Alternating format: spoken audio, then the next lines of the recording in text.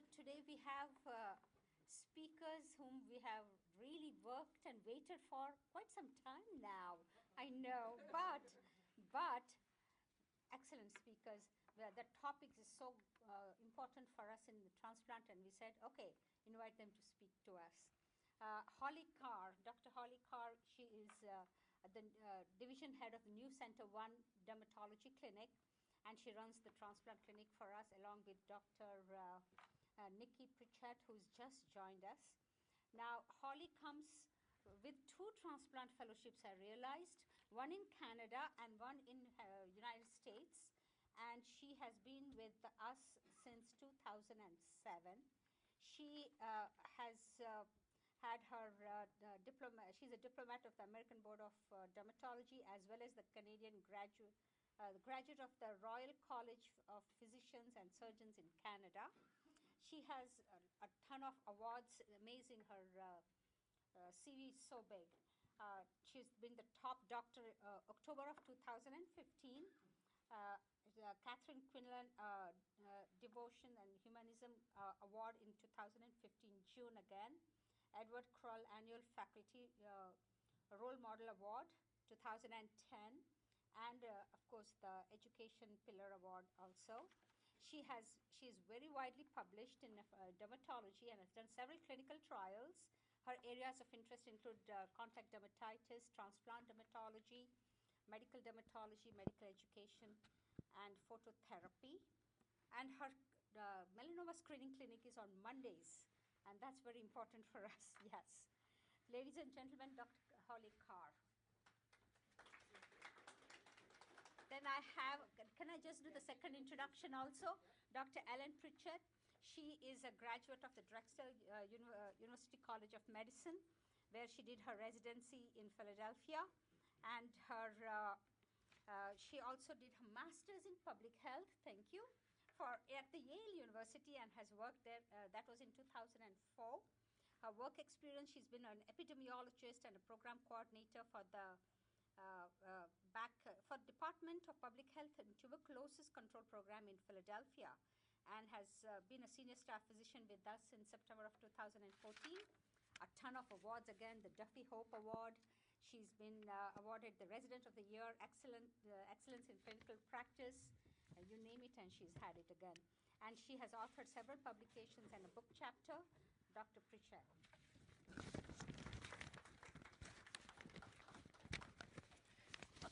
All right, we got the green light on. So thank you for the invitation to speak. I would speak for hours and hours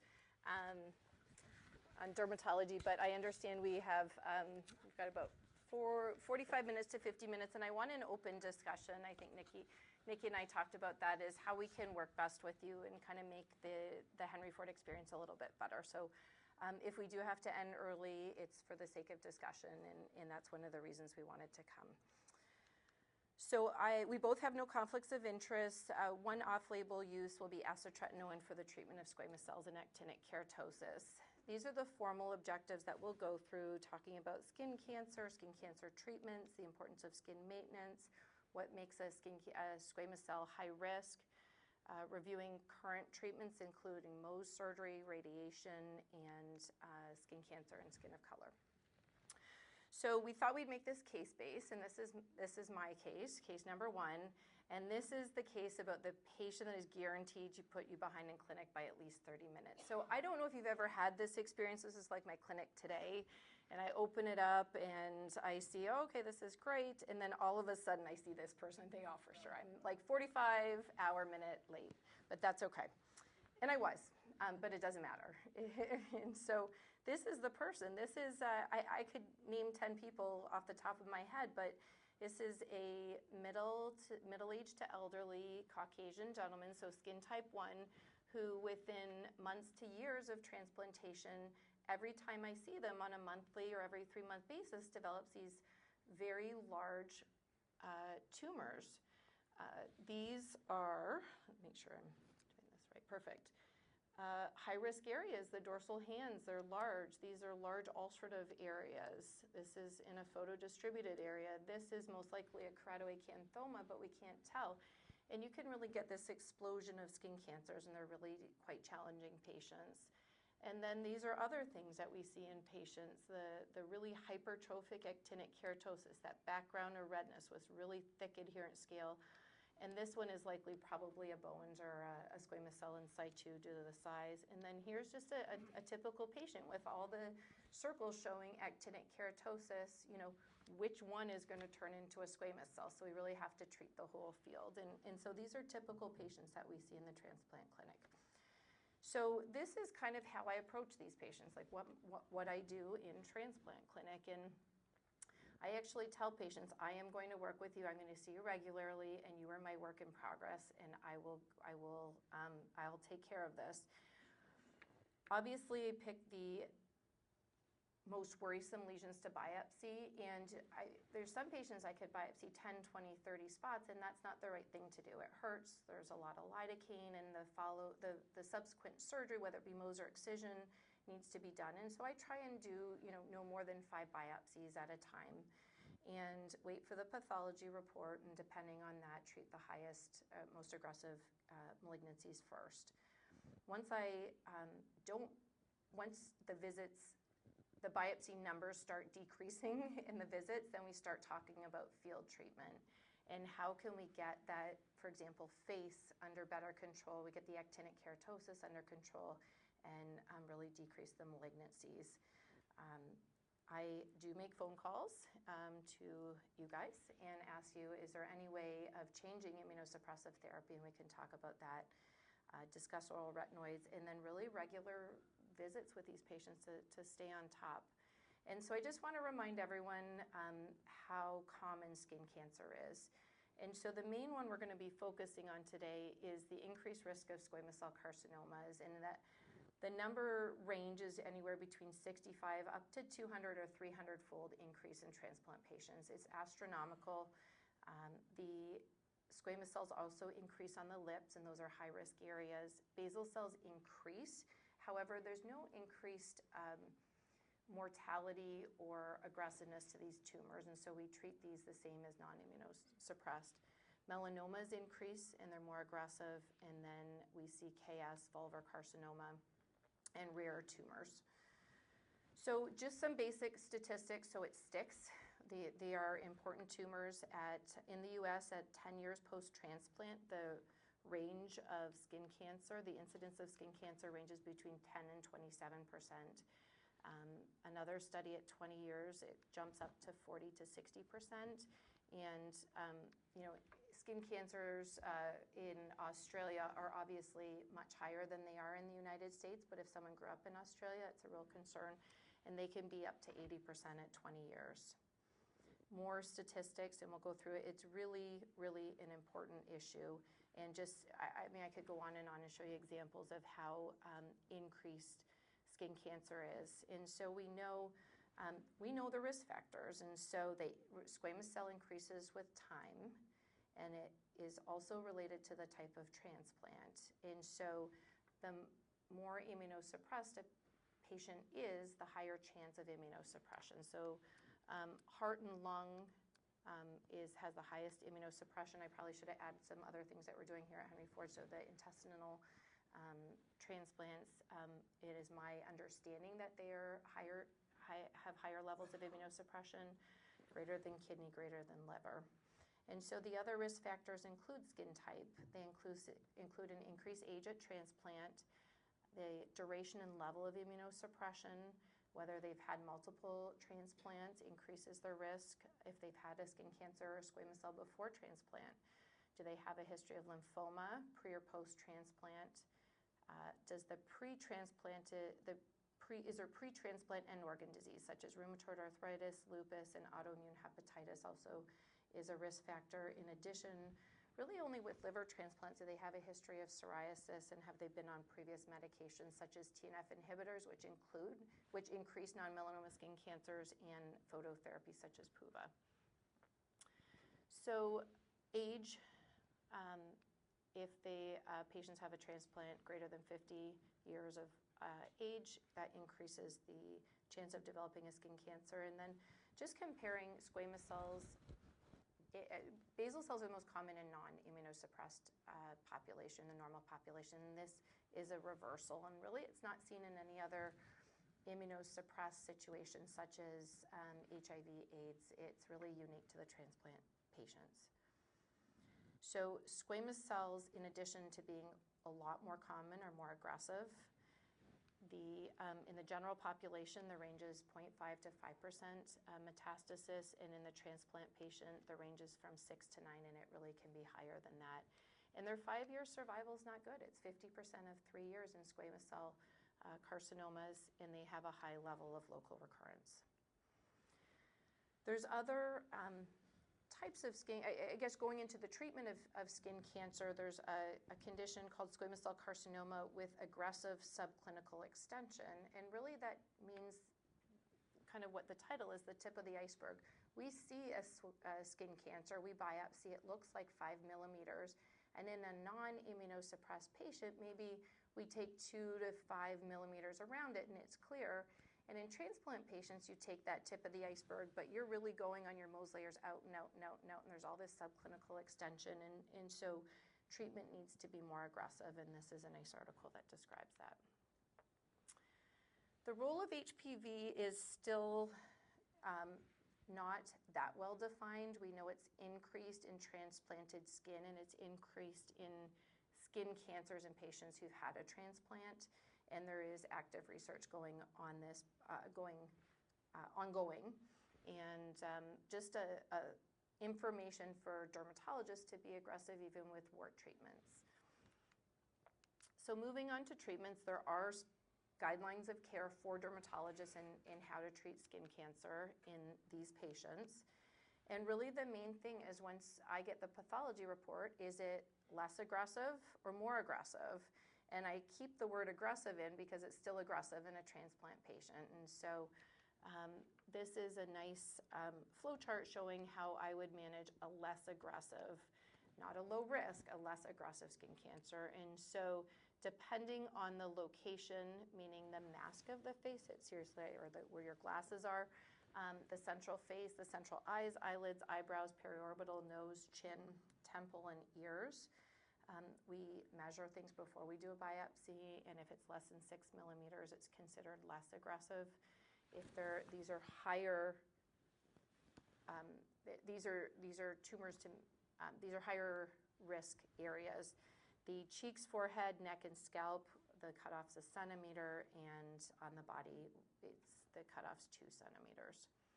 And so our choices are Mohs surgery in surgical excisions with 4 to 6 millimeter margins, which includes outside of the redness. And moving on from that, Dr. Pritchet is going to talk about the aggressive tumors, indications for systemic retinoid. So if I can't catch up, if I see a patient and every appointment I'm doing 5 biopsies and it's been going on for a year, then I really should have thought about systemic retinoids or acitretin to try and decrease the number of malignancies. And these are criteria that we use to consider systemic retinoids. The trouble with systemic retinoids is they keep everything under control, but they're not a treatment. So they just suppress. And so if we can get patients on a decent dose, for example, 30 milligrams a day, we can decrease the actinic keratosis in the squamous cells. However, when we stop the medication, the rebound can be very pronounced. And so here's a nice study showing 4 patients who got a decent dose, a really good dose of 50 milligrams of etretinate. This group had 23 squamous cell carcinomas the 12-month before they received acitretin. During the treatment, which was the range was up to a year, they developed 6 squamous cells. However, after they stopped the medication, they bounced back and caught up and had more squamous cell carcinomas after. So it's not an ideal treatment, but it can slow things down maybe until immunosuppressive medications could be modulated. The side effects can stop treatment, and so patients don't like the skin side effects. Their skin gets dry, their eyes get dry, they can get a dermatitis from it, and it can affect lab values like increase LFTs and alter their lipid profile. So we talked about considering changing immunosuppressive medications, and really the way we think about it, I mean, if I've got someone chart in front of me, I look for azathioprine, cyclosporin. Those are the two medications I don't like the most for skin cancers. That's my personal, that is what I look for first. And then the flip is, can they be or are they on an mTOR inhibitor, which is more protective for squamous cell carcinomas. And so that's what I do when I look at the medications. This was one of the original studies in the New England Journal. It's a few years older now, in 2012, showing renal transplant patients, and if the switch to an mTOR inhibitor occurs after one invasive squamous cell carcinoma, does that decrease their risk of squamous cell carcinoma? And it does. The cutaneous side effects are limiting. I think you know the cutaneous side effects are limiting. I hear about that, the wound not healing, and then the other side effects, the mTOR inhibitors, you know better than I do, and it's definitely a discussion. The evidence in this study says after the first squamous cell carcinoma, I need to send that patient back to you guys to flip their immunosuppressants, and sometimes that's tricky. Sometimes they come in with 5, or sometimes I wish I thought about this earlier, but I hadn't. But there is starting to become some evidence. Here's a newer article in the the BMJ, showing that sirolimus improves survival after kidney transplant, and it doesn't have to be after that first squamous cell. So really, that is the thought process. If we can't catch up, and switching to an mTOR inhibitor is something to consider. This shows the long-term data that there is patients on sirolimus have a decrease or an increased survival. Actinic keratosis is what I explained, showed you a picture of earlier, and for these patients, we treat them locally with cryotherapy, and once we've caught up, we discuss field treatment with them, meaning the entire area that's photo-damaged, and so we treat them early and aggressively, and usually it's done in the fall, so this is the prime time. I think probably the residents roll their eyes. There's like, oh, here comes Dr. Kerr talking about her field therapy treatment again, but it's really the ideal time to do it.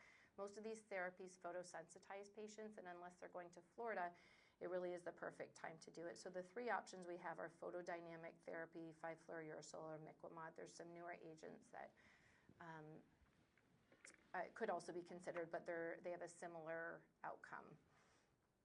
Photodynamic therapy patients come to one of our centers. They have ALA or Levulan placed.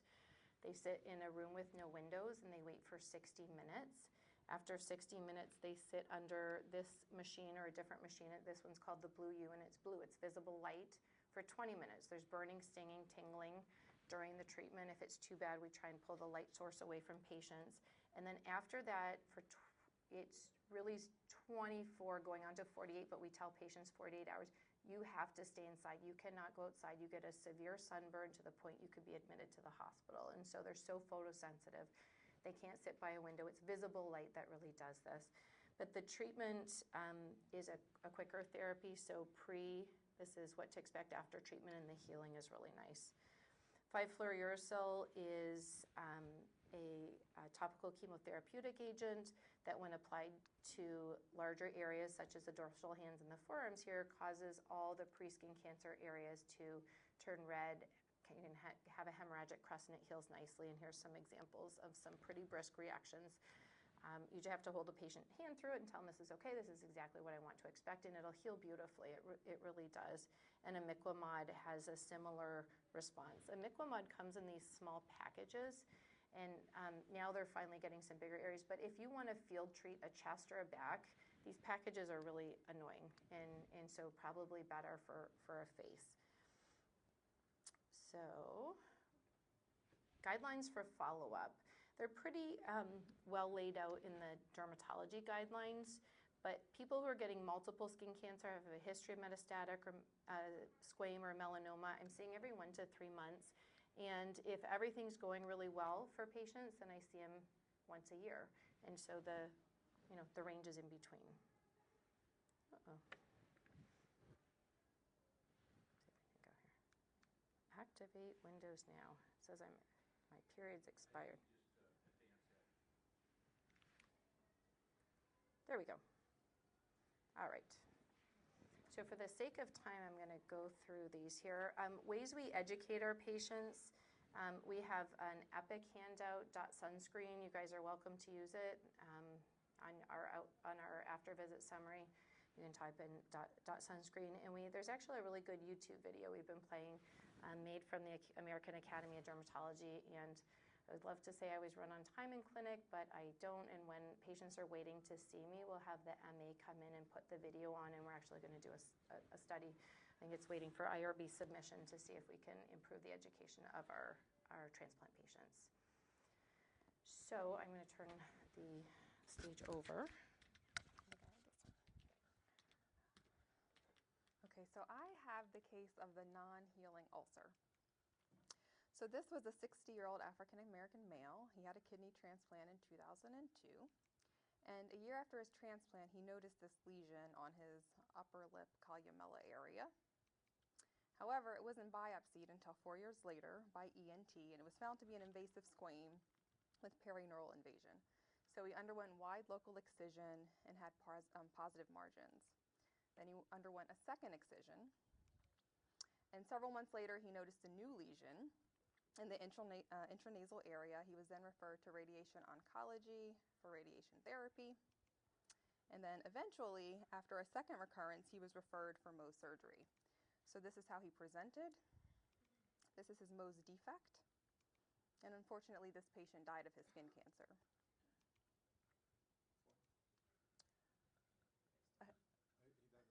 So he died of his skin cancer. Sorry, let me push this over. So what are the characteristics of an aggressive squamous cell carcinoma? So one is location, like Holly already mentioned, in that mask area of the face, or that H zone, which pretty much includes everything except for the cheeks and the forehead. The genitalia and the digits are also included in that area. Size also matters, as Holly mentioned, and size is going to vary depending upon the part of the body that's involved. Indistinct clinical borders is another high-risk factor. Rapid growth, ulceration, the presence of satellite lesions. If a lesion arises in a scar or an area of chronic inflammation, and that becomes very important when you're thinking about or dealing with African American patients. Recurrence after previous treatment, and multiple lesions. So these are all factors that you need to keep in mind when you're evaluating a patient with a squamous cell. There are also high-risk histologic features. These include deep extension into the fat, involvement of neural structures and underlying structures, and poor differentiation. So going back to our case, he met both high-risk clinical and histologic features. So he had a lesion on his nose. It was more than 0.6 centimeters in that high-risk H zone or mask area. It displayed rapid growth. It was ulcerated. He had 2 recurrences. And on path, there was perineural invasion. So the goal of treatment for these types of lesions is surgical excision with complete tumor removal. And so I'm going to focus on Mohs surgery. So the American Academy of Dermatology, in collaboration with other societies, developed Mohs appropriate use criteria to help guide clinical decision making. And they also developed this very easy to use app that I often refer to. So this is a photo of the app, and you would select the cancer type, and then you would select the area that's affected. And then it will let you know if Mohs is appropriate, inappropriate, or uncertain for that particular patient. So Mohs surgery was developed in the 1930s by Dr. Frederick Mohs. He was a surgeon at the University of Wisconsin. It's a technique that combines surgery with pathology, and the same physician serves as both the pathologist and the surgeon. It's done in the outpatient setting under local anesthesia. It allows for preservation of the maximum amount of normal tissue, and it consists of 4 major components. So surgical excision, histopathologic examination of the 100% of the tumor margin, precise mapping, and wound management. Notably, it has the highest evidence-based 5-year cure rate of 99% for basal cells and 97% for squamous cells. So I'm going to walk you through step by step. So the first photo, how do I work the pointer? Oh, here. So here you have a basal cell in the nasal tip. The tumor is then debulked here with curettage to help further define any subclinical extension.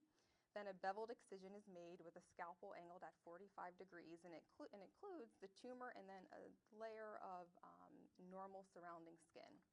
Notches are then placed in the adjacent tissue. In this case, it's the 3 o'clock, 6 o'clock, 9 o'clock, and 12 o'clock positions, and that's to help orient the defect with the specimen. So there you have the defect. The specimen is then placed on an anatomic card, and it's inked. In this case, they're using blue ink and red ink, and then a matching Mohs map is constructed. And then the specimen gets sent for histologic preparation. So here you have your histopath section, and the area is denoting an area where there's residual basal cell. That area is then marked on the Mohs map right here in purple. That residual area is excised, and then a new Mohs map is created that corresponds to that residual tumor. And so this process will continue until no residual tumor is identified microscopically. And so there's the post-op tumor defect, and there's the repair. So this diagram is a schematic of pathologic examination of tissue margins, and it compares traditional bread loafing with Mohs sectioning. So with traditional bread loafing, you really only see less than 1% of the tumor margin. So if you were to cut or section this specimen right here, the margins are going to appear negative histologically. And with Mohs, that wouldn't happen because you're going to examine the entire peripheral and deep margins.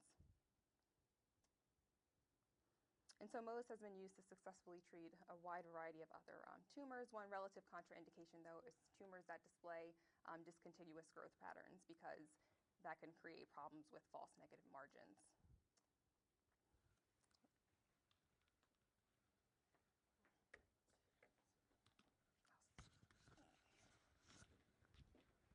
All right, we got the green light. So this is the case of I wish I met you sooner.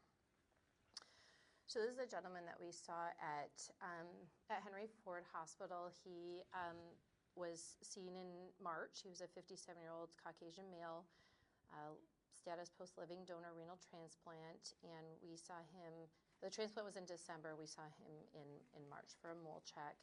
And there was some mention that another physician had seen the mole and was sent to our clinic. He had a history of blistering sunburns as a child. There was no personal or family history of skin cancer. He had never had a full skin exam before, and his immunosuppressive regimen was notable for the above medications, including tacrolimus, which is kind of a medium skin cancer grower. And he was a skin type 1 to 2, so a fair gentleman, and he had over 15 nevi, which is a marker on its own for melanoma, so multiple dysplastic nevi. And the lesion on his chest looked like this.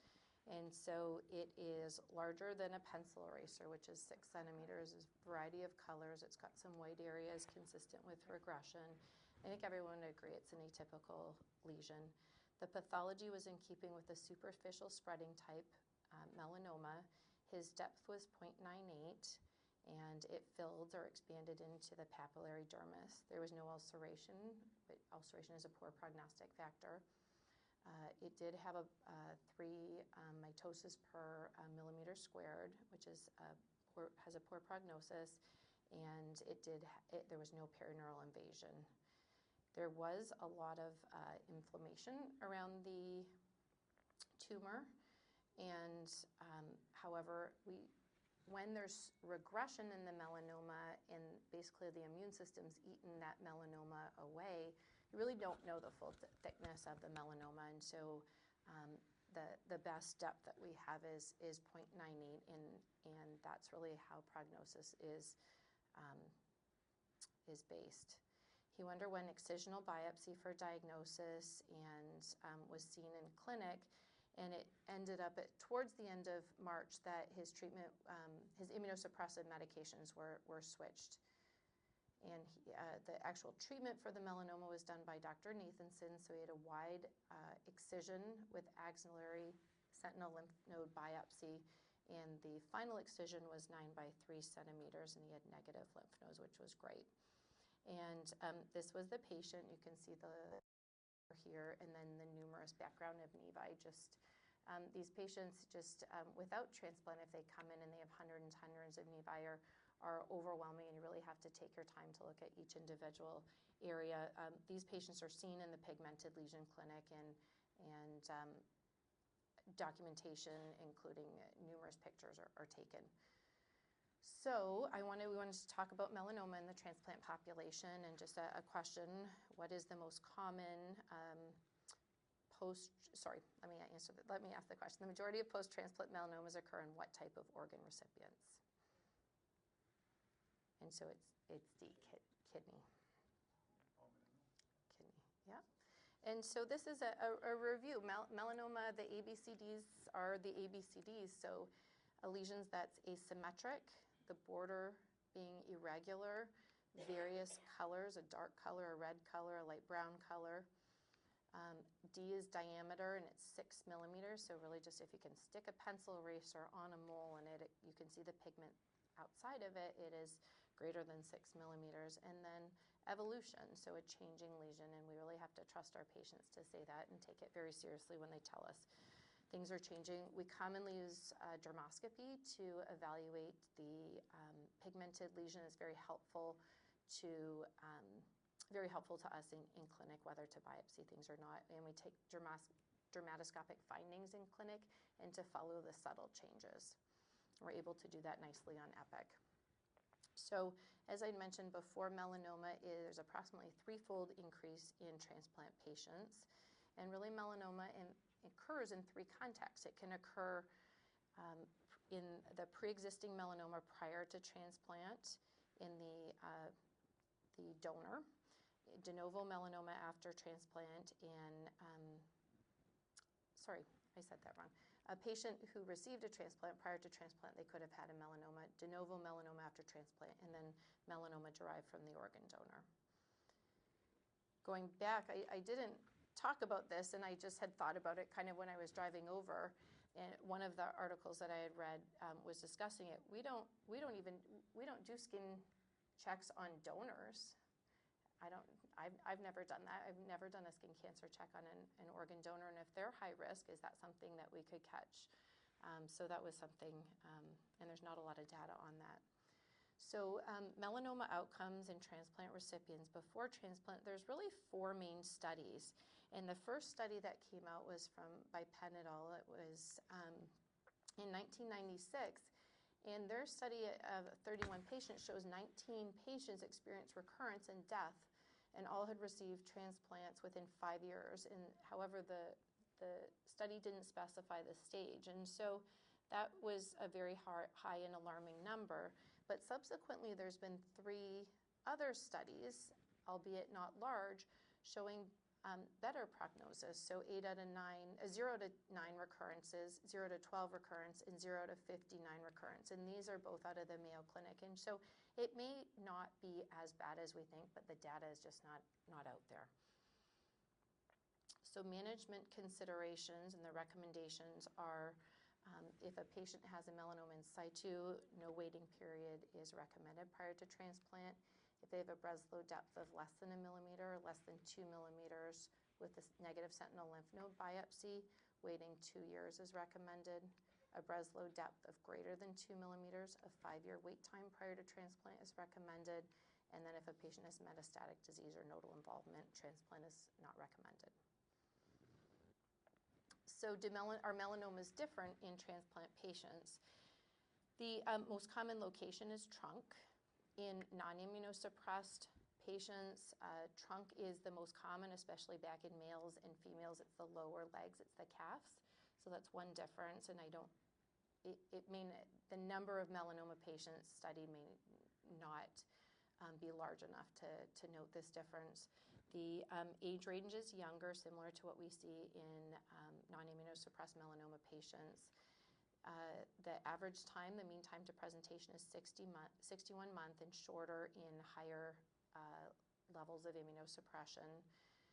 Other risk factors are identical, and so we already know these. And interesting phenomenon is, especially in kids who've received transplants, their nevi skyrocket after a transplant. We just don't know what that means, and so we follow them closely. So after transplant, let's see here. I want to get through all the cases, so I apologize for skipping through things. The key point here is the survival, and the graphs tell the story. If it's an early stage, so a T1 or T2 melanoma, there's no difference in the survival. When they are later stage melanomas, so a stage 3 or a 4, then the outcome is poor in transplanted patients. We do know that, and there's multiple other studies showing this. So we need to, the take-home message is we need to catch these early. There's not a lot of great evidence in what to do. We know that what to do in patients who have squamous cell. We want to stop their azathioprine. We want to look for cyclosporin. And we don't know if an mTOR inhibitor is going to help them. There's a lot of research going on, there's not a lot of evidence to tell us what to do. The recommendation is still switching to an mTOR inhibitor. It's a recommendation, and there was one study showing that there was some improvement with that.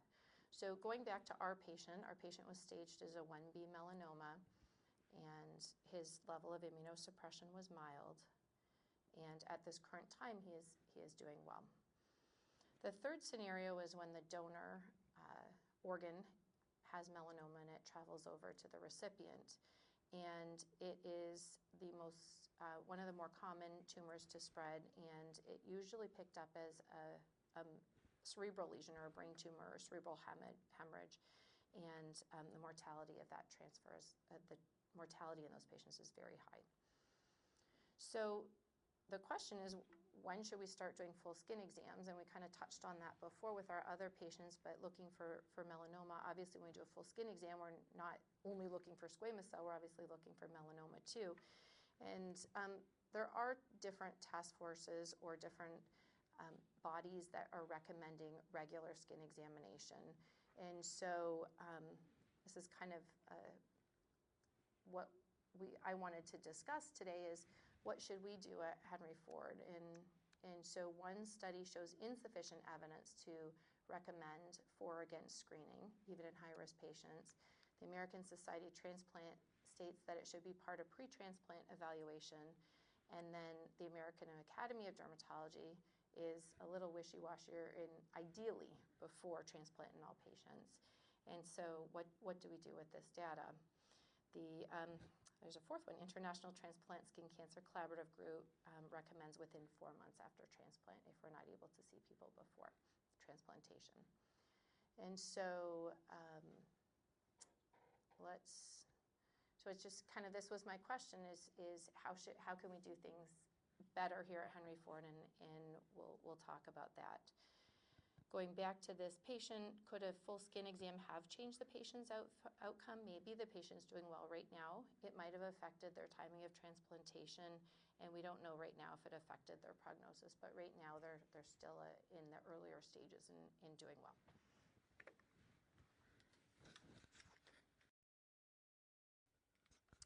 Okay, so I have the fourth case of don't let my Fitzpatrick skin type fool you.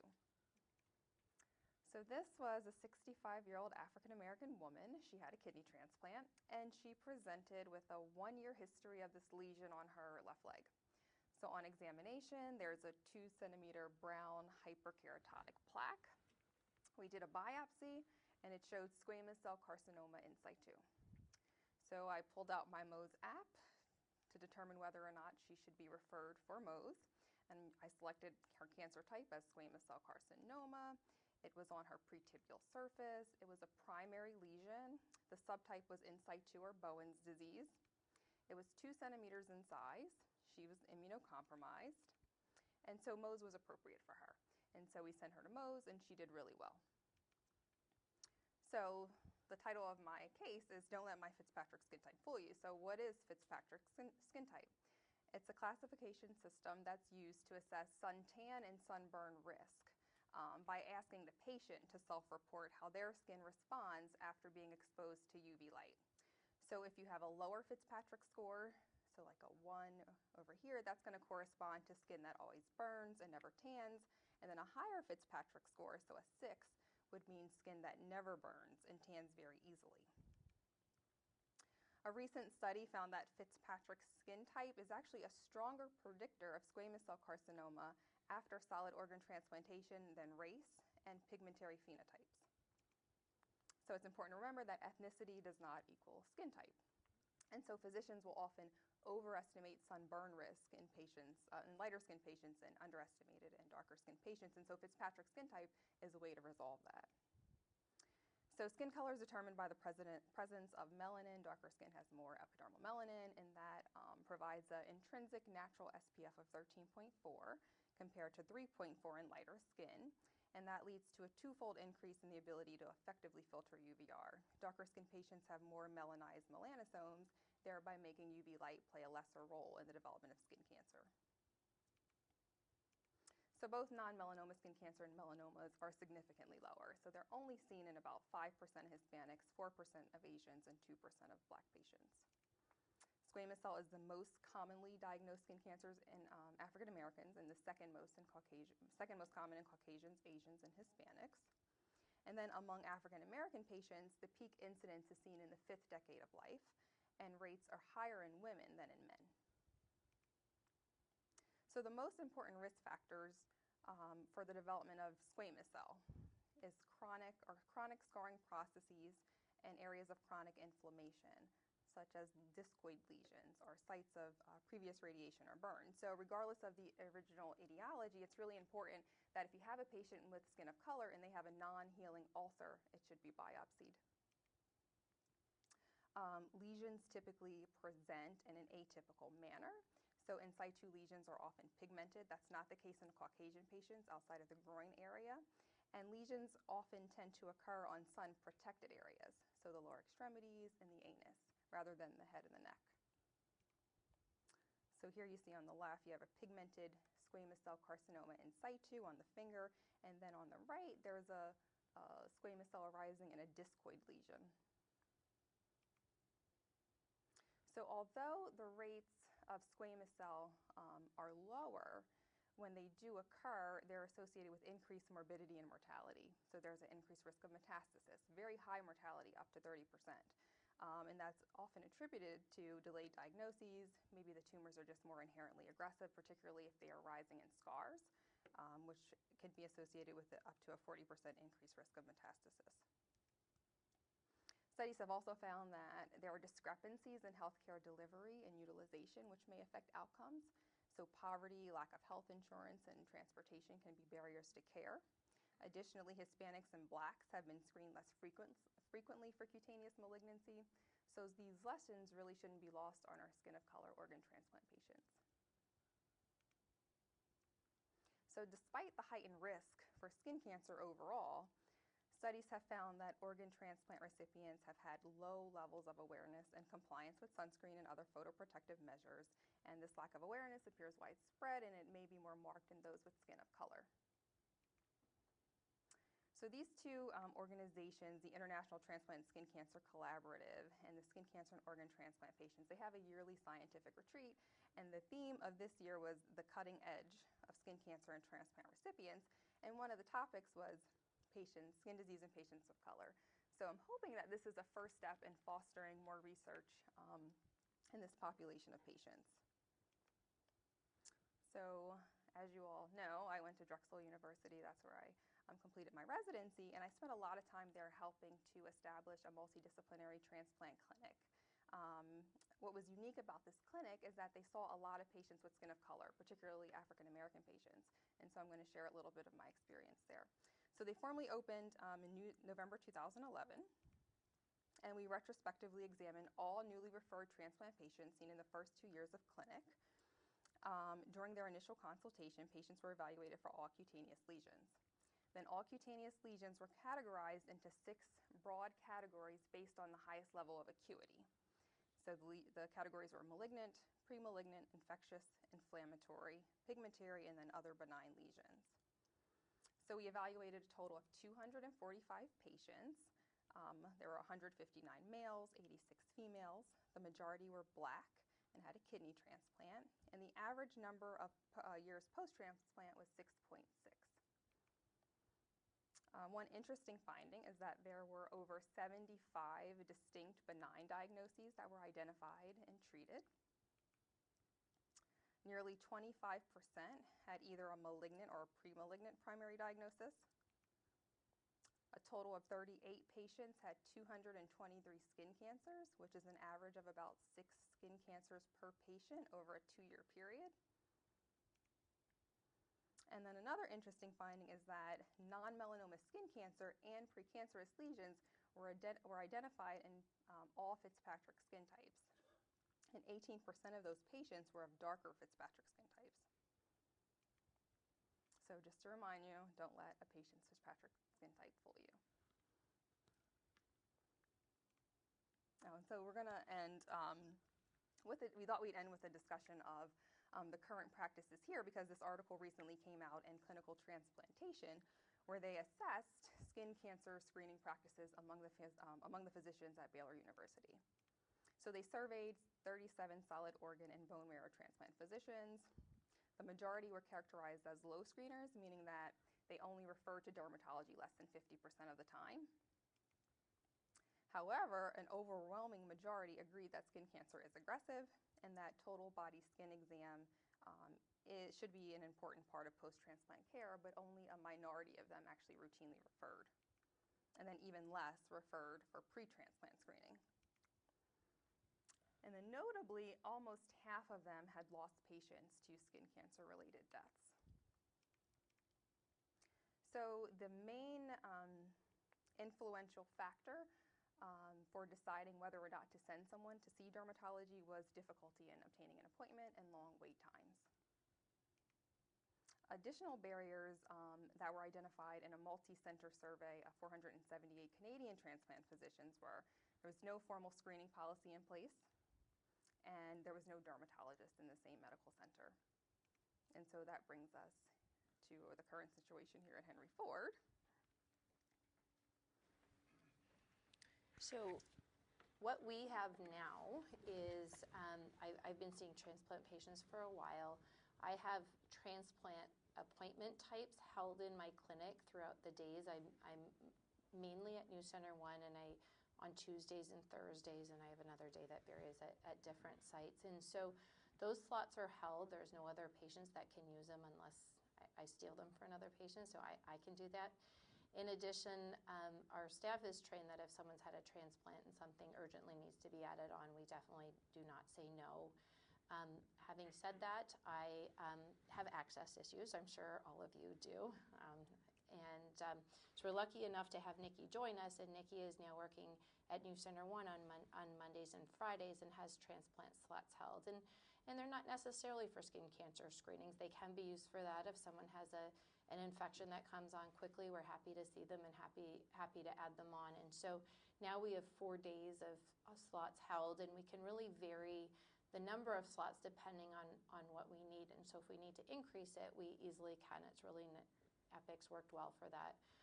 We also, I don't want to tell you all our secrets in the department, but I'll tell you other secrets, is we have RPO holds. And so if you do call the RPO, there's RPO slots held throughout our department. They're not necessarily for both of us, but they're quick visits that you can get at all sites, and that's how you can get a patient in. Our department understands the importance of treating transplant patients, and so if we're not available but the patient needs an appointment, please call RPO and we can fit them in, and then the department will send them back to either of us so we can see them. So I'm wondering how we can make treating our patients better, and I'll open it up to the floor. A quick question. Thanks for the talk, beautiful talk. And I know you talked a lot about treatments and risks and not preventive stuff, which you're starting to talk about now. And the question is, obviously, we have a lot of patients in the pre-transplant list, probably would overwhelm your clinics very quickly. Correct. And what criteria should we look for? Because I think, surgeons are the worst by far as far as examining a patient more than That's fine. Don't worry. Then you go to the internal medicine people, and I'm not going to say for other people, but I don't think we take down their basic clothes to make sure you have moles, don't have moles, or burn history, and so forth. How would you try to screen in a way that might be more effective? Because that patient that you talked about before, the living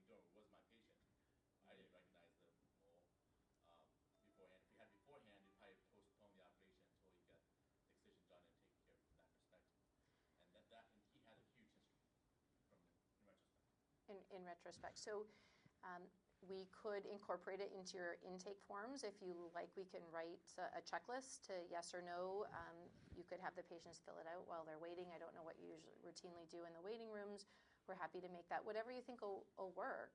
Because on the relative scale of things, we do colonoscopy, mammography, pap smears, PSA. Yep. The incidence of those cancers compared to the natural population is ridiculously the same. There's no difference between a pre-transplant patient, transplant patient, and someone who's never had a transplant. Mm-hmm. And for skin cancer, exactly the opposite. You see so much more skin cancer. So that seems to be much more of a risk that we have to kind of assess for. Right. We've actually transplanted one person who had a temple, had squamous cell cancer, which we kind of blew off in the usual sense of was important or not. In actuality, it was deeply infiltrating with perineural invasion, and we unfortunately lost this patient. It was a liver transplant patient, probably within about 6 months from metastatic disease. And I think that was, probably enlightening on our part. You remember that one case forever, obviously. Yep. But I think, from our perspective, we see it at a certain frequency that probably needs to be looked at more closely. What would be easiest for you? Would us sending you some guidelines, a checklist for patients to fill out, for you to fill out for intake? I don't know how your intake goes. I mean, we can do that, and if they hit a certain number, if they're alarming enough, then you refer them. I guess I'm opening up to you. We can help you do whatever you think would work the best. So when you do a total skin examination, you're literally taking a look at the entire body. Correct. So scalp, correct. And so unless the patient declines, so scalp, face, oral mucosa, the genital area, genital warts increases the chance of squamous cell carcinoma. And so we do look everywhere unless the patient tells us no. We look at their nails. We have them remove their nail polish if necessary, just to make sure, especially in skin, darker Fitzpatrick types, to make sure they don't have any pigmented streaks in their nails. Probably taking like 20 minutes or something. It's a regular patient slot. If there's anything that we're worried about, we'll measure the size. We'll take pictures on dermoscopy, or we'll biopsy. And I guess going back to my first case, sometimes we get behind by 20 minutes to an hour on these patients, but it doesn't really matter. It's okay. The thing is, we have a bunch of pre-transplantation, including a liver, kidney, pancreas, and just everything. Yep. Probably it's impossible, very unrealistic to send all of them to Yep. a clinic. Right. So the question becomes what we can do. Well, the good thing is we know the risk factors, and so we can list them. And at a certain point, you can decide if they are at a higher or moderate to high risk that you would send them for a pre-transplant screen or within the first few months of transplant. That was one of the recommendations from one of the groups. So. I think the set of questionnaire will be very good because the patients have time in their pre-transplant evaluation period of 4 to 6 hours to do things. And I think if they can fill out that questionnaire and hand it over to us, because they're doing other questionnaires for us, Mm-hmm. and that will be one among the questionnaires, and then we can see what it is and screen them, screen that questionnaire, and then make the referral that's free. In the post, we routinely send them off by 6 months. Go and get. Yeah, I think the post, there's no question. We would like to see everyone post-transplant. So for liver specifically, 30 to 40% of our patients come from outside the metro area. Mm-hmm. And so for our listed patients or patients who are trying to get listed, would it work for them to get the full body exams in the community they live in? Yeah. Because Yep. if they're not transplanted yet, there are a lot of things that could get kicked off the list. They could Mhm. pass away. They could not get listed. So using your time for those patients is. Yep. No, I think that's a great idea. So there's nothing. Yeah. No, a dermatologist knows how to do a full skin exam, and with the knowledge of going into transplant, we know these are higher risk patients. So I think that's a great idea, and then we can see more of the post-transplant patients we're worried about. We're really worried about and want to stay on top of things. And that's a more specialized practice, the Yep. post. The post is just being aware of the higher aggressiveness, higher mortality, the subtleties, and tweaking the treatment to make sure it is evolving properly and pushing the timeline. Patients out there who don't want to come back to Detroit for anything. Yeah. Yep. So as long as they see a dermatologist, let them see a dermatologist. Yes, strongly encourage it. Would it help if we have an intake patients, usually prior to evaluation, sometimes prior to listing, they go through these checklists. Would it help to have a design form from the department where it's included as part of the packet? Sure. And then the packet has either a score or triggers. And if the triggers can be vetted out and, okay, refer for assessment or high risk, needs an assessment prior to listing. Yep. Yep. Would that be feasible? Absolutely. So that's one. The second thing is we have a cadre of patients, the transplant living community, and they try to help patients bridge to life after transplant, and obviously also preparation prior to transplant. So they tend to simplify a lot of the information, make it accessible, make it available. Would they be able to work with you to make sure that the material that they get from here and there is up to date? Because they share a lot of material. Okay. And a lot of it is from society this, society that, website this, website that. And we want to make sure that they're providing the right material that has Henry Ford signature on it. There is I don't have a Henry Ford signature. I usually do I believe it's the scope, and they have a really great handout for patients, and I'll usually add that. I haven't felt that I needed to add anything more. I think it's a great handout, so just making sure that they have the right information. We can make our own handout too. I've talked a few years ago at some transplant support groups, and met a lot of patients. I remember patients say, "Remember, I met you at the transplant support group?" I'm like, yeah. So that's other things that we can do. Yeah, and another one is the post-transplant. So if we transplant people, then we also would be a good idea to now, who should really we be stressing to? You really need to have a yearly total skin exam.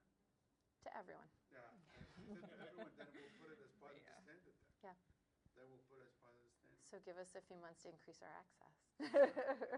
Yeah, I mean, it's really a balance, right? We can increase those appointments out and see how we do. Don't feel bad if the slots don't fill. They open up, you know what I mean, to regular patients before, and so maybe we should hold more slots and see what we can do. So to get the patients to get that exam, I think they probably need to have probably an informative pamphlet that says how real this is. And if we tell them that, sometimes we can't even tell them to stop smoking. Yep. So if you have material that basically in simple form, very much like we give them kidney brochures, liver brochures, etc., that says, you know, skin conditions in the transplant recipient, and then we give it to them and say, okay, now you know why you need to go see the skin doctor every year. Yep. I think post-transplant that would help. Because I think once they get the transplant, they're so focused on how the kidney's doing, how the liver is doing, and this, and they really start forgetting about things. Then once they settle down, a group of them goes into a very high health maintenance mode, and a group of them they don't want to see our face anymore. And that's what we want to just kind of wrap it up and stuff. Yeah, absolutely. Yeah, I'd be happy to work on that. All right. Very good. Thank you. Thanks for staying over the time. I think it's useful discussion.